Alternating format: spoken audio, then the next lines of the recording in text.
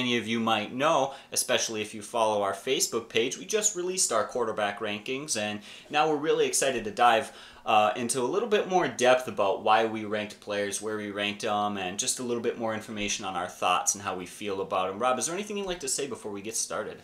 Well, before we get going, obviously it's June, and a lot can change between now and September 7th, the start of the football season. We have injuries, there'll be camp progression, stuff like that, especially guys that are coming back from injury or rookies. So this is what we have right now in June. Of course, we're going to update this again in July and again in August based on information comes in. Once again, injuries, things like that, camp progression, stuff and stories out of camp. But this is what we have for right now. And why don't you kick us off, Christian, by giving us your first five? All right, my first five. So number one, I have Aaron Rodgers, followed by Tom Brady, then Drew Brees, Andrew Luck, and Derek Carr. Once again, that's in order. So Aaron Rodgers is my first quarterback. Now, when you're talking about a guy who ranks first overall, he can't just be a superstar. Drew Brees, Tom Brady, Andrew Luck, Derek Carr, they're superstars. They all are. What puts Aaron Rodgers above them all is my number one is his consistency. If Aaron Rodgers plays 16 games with the weapons that he has around him in Jordy Nelson and Devontae Adams and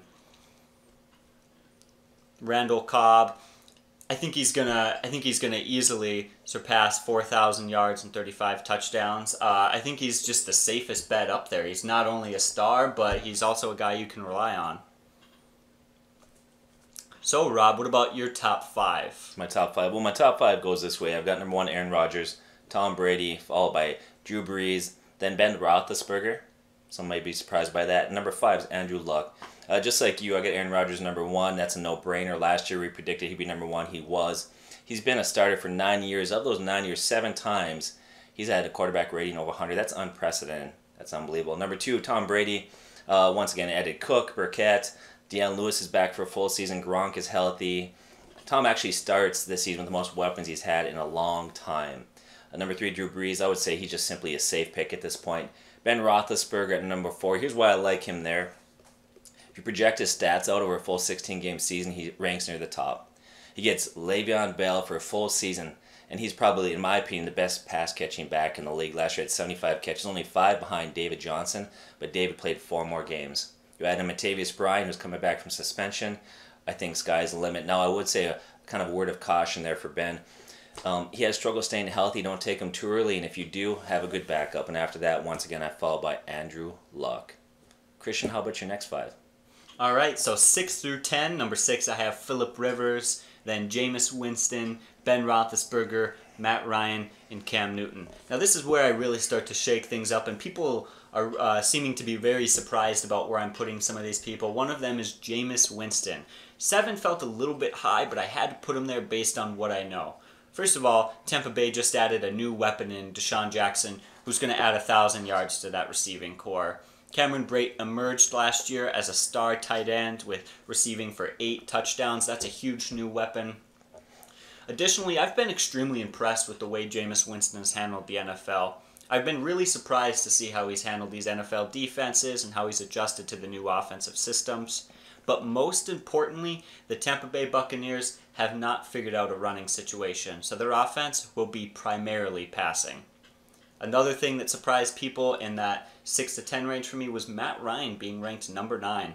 Now I want to clarify that I believe Matt Ryan is a good quarterback in a good offense, but we cannot expect him to do what he did last year. Last year was a great season, but he won't do what he did last year. I think we have to look for a little bit of a regression from him now that defenses have seen what they can do and are going to be looking to shut him down a little bit more.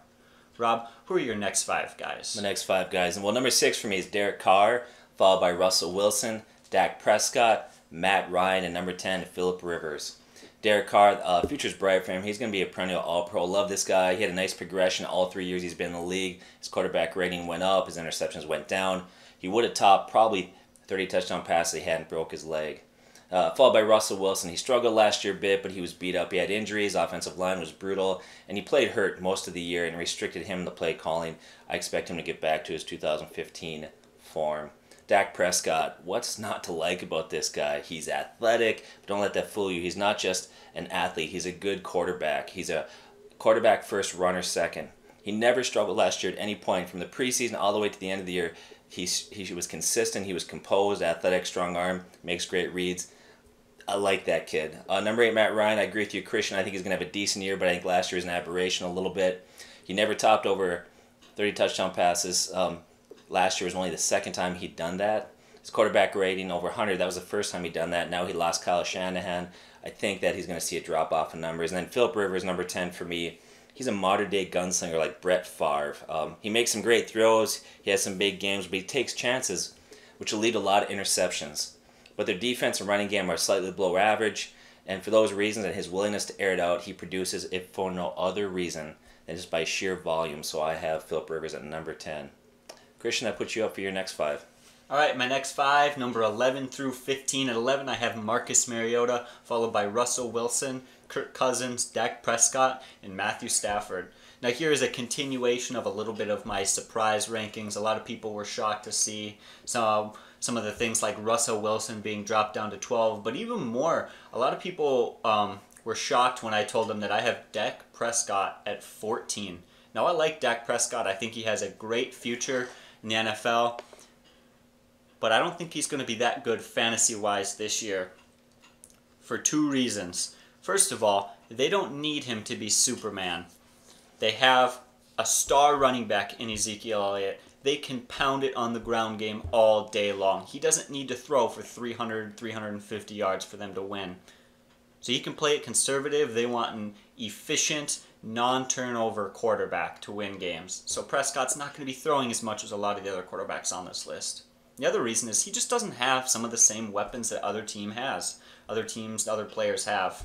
While he has Dez Bryant is typically hurt. And after that, they really fall off. Their next best weapon in the pass game is an aging and declining in talent, Jason Witten. Do you really trust Cole Beasley? I don't.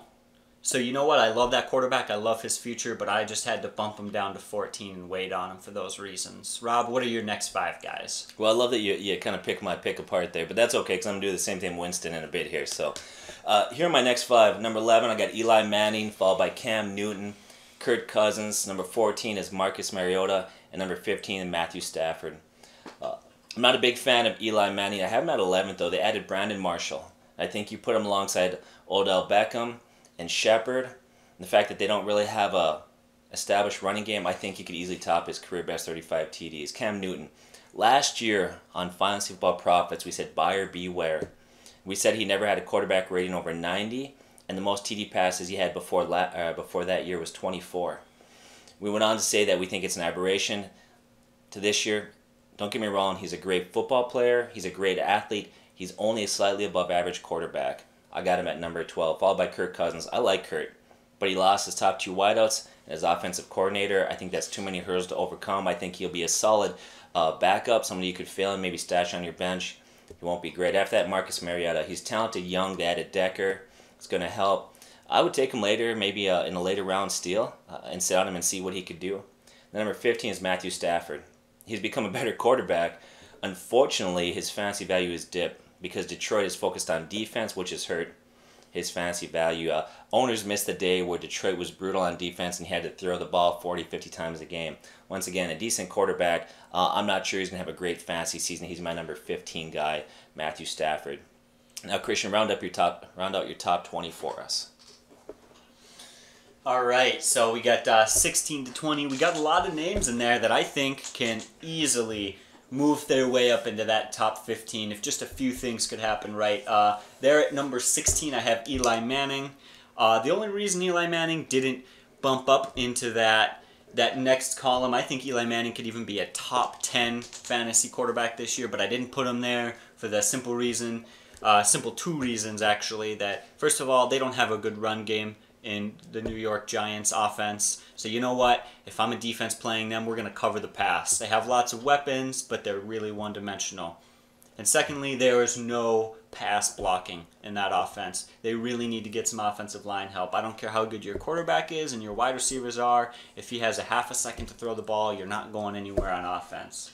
Another guy is Carson Wentz.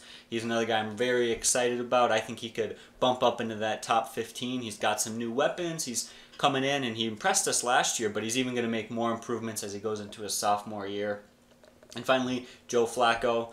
The defense is looking worse and worse every year, so he's needing to throw the ball more and more. They don't have a run game to rely upon, and now they're finally getting some weapons in the passing game like Woodhead and Macklin, so we'll see what he can do. Maybe he can kind of revive his career a little bit.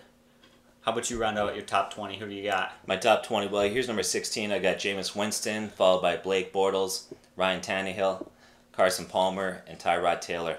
So I'm going to push back a little bit at your Winston pick there, probably because you went after mine. But here's the thing. I think he's young, athletic. I think he's going to be a good quarterback. People are jacked on him this year. I don't think you're the only one. I think it might be a bit premature. Here's concerns I have. His quarterback rating only went up 2 points over his rookie year. Now, he did increase his touchdown passes from 22 to 28, but he decreased his rushing touchdowns from 6 to 1. That's virtually offsetting any statistical gain he might have had. He's virtually statistically the same as year one. I think he's decent. I think he's a young, good quarterback. I'm not sure he showed me enough last year to warrant bumping him up too much. Number 17, Blake Bortles. He had a downturn last year. Now, once again, if you're on the FFP site, last year we said he was going to have a downturn. We cautioned people to be very careful. What we noticed from the previous years, most of his stats were garbage time when defense were to prevent. So last year's downturn was predictable. I will say this, though, and the reason why I still have him in my top 20 is, one, he's too young. And he's surrounded by too many weapons to ignore, and so for that reason I have him number 17. Ryan Tannehill, before the injury, he seemed to finally take that next step forward. Has Landry Parker, Jay around him. Keep an eye on him. He might surprise you. And then number 20, Tyrod Taylor. His athleticism, ability to run the ball, keeps him in this conversation as far as quarterbacks to take a look at. He's my number 20 guy. Christian, why don't you just any other thoughts you have on any other quarterbacks that you left out of the top 20 you want to discuss? Yeah, there's one thing that I know we have discussed many times, and I know you agree with me on this. There is so much quarterback talent out there. I mean, we're going into the 20s. We're getting down there. Even Tyrod Taylor is ranked as your 20th quarterback, and even he can have some big, explosive, exciting games. So you know what? We're going to suggest that you guys wait on quarterbacks in your draft. They're not all that valuable. Any quarterback can go out and have a 3-touchdown day, so just hold off on that. I don't know if you want to talk any more a bit about that. I'm gonna give you a piece of advice here, and if you value winning, if you want to win your league, please listen to what I'm about to tell you. I'm not gonna go beyond my top 20 ranking. Here's why. After the draft initially, those guys that are left out there, they're your bye week fill-ins or guys you keep an eye on for dynasty leagues. You should not have a second quarterback on your bench. Don't panic. Too many owners make the mistake of putting too high value on quarterbacks. Once again, they're good quarterbacks out there, but beyond 12 to 15, you really don't need to be too concerned with that until you're a couple weeks into the season. In case there's an injury or a bye week. Once again, stay away from those guys. Don't get too caught up in worrying about guys past the number 20 slot. Well, as we conclude this, thanks for listening to the Fantasy Football Prophets. I would encourage you to check us out on Facebook. Also, we have a website, which is Fantasy Football Prophets with an S. I'd like you to go to say what you can do for us that we'd appreciate if you could go to our new YouTube page, subscribe it, click that you want updates, share with other people, like the site. Once again, we really appreciate that. Also, we want your feedback. Anything that you have, any ideas, any suggestions, anything you'd like to hear us talk about, let us know. Once again, we appreciate you taking the time to listen to this, and we look forward to putting out another video.